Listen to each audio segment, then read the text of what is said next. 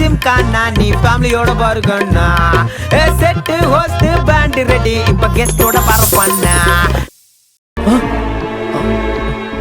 அம்மா தாயே, என்ன மன்னிச்சிரு தாயே. ஏதோ உன் புள்ள அறியாம இப்படி மனசுல நினைச்சிட்டேன். திடீர்னு மாலை போட்டதுனால திடீர்னு அப்படியே மறந்து போச்சு. மனசுல எதுவும் வச்சுக்காத தாயே.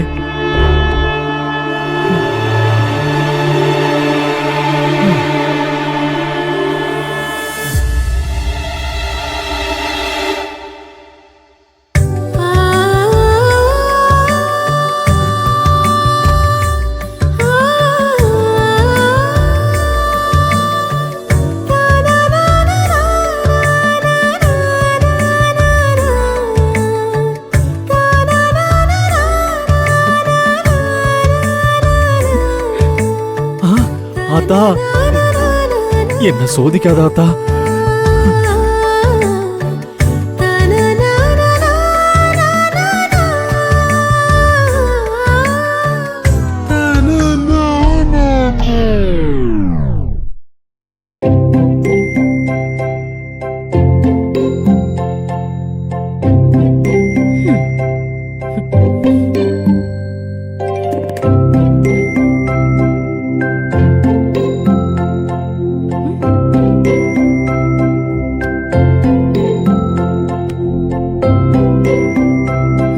என்ன சாமி, பார்வைலாம் ஒரு மாதிரி இருக்கு.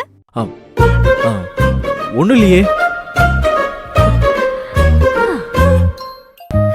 நான் கூட இந்த அலங்காரத்தை பிரிக்காம வச்சதுனாலதான் சாமி மாலை போட்டது எல்லாத்தையும் மறந்துட்டு வேற ஏதோ எண்ணத்துல பாக்குறியோன்னு நினைச்சேன் சாமி.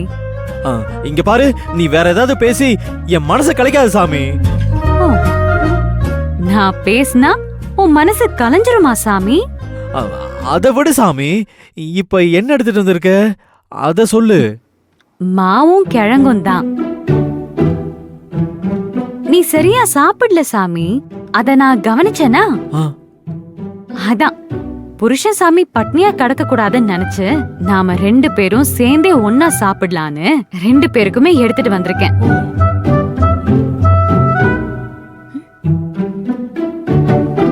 பார்த்து வேலை செஞ்சிருக்க வேண்டியதானே சாமி? நான் ஒழுங்கா தான் இருந்தேன். இந்த பேபி ராஜேஷ் தான் என்ன டென்ஷன் ஆக்கி விட்டாங்க சாமி. அவங்க என்ன சொன்னாங்க? நீங்க எதனால டென்ஷன் ஆனீங்க சாமி? வேணாம் சாமி, வேணாம்.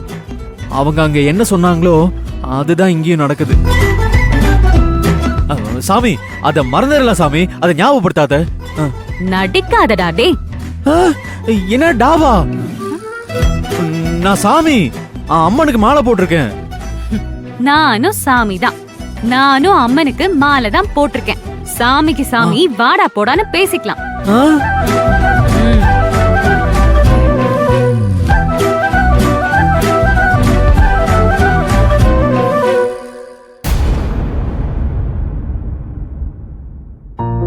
இந்தா சாப்பிடு.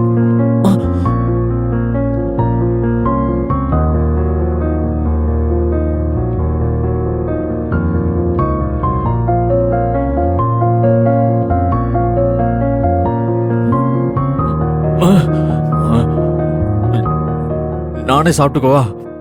ஏன்? இல்ல சும்மாதான். சும்மாவா? கொஞ்சம் விரல் படாம ஊட்டி விடுறியா?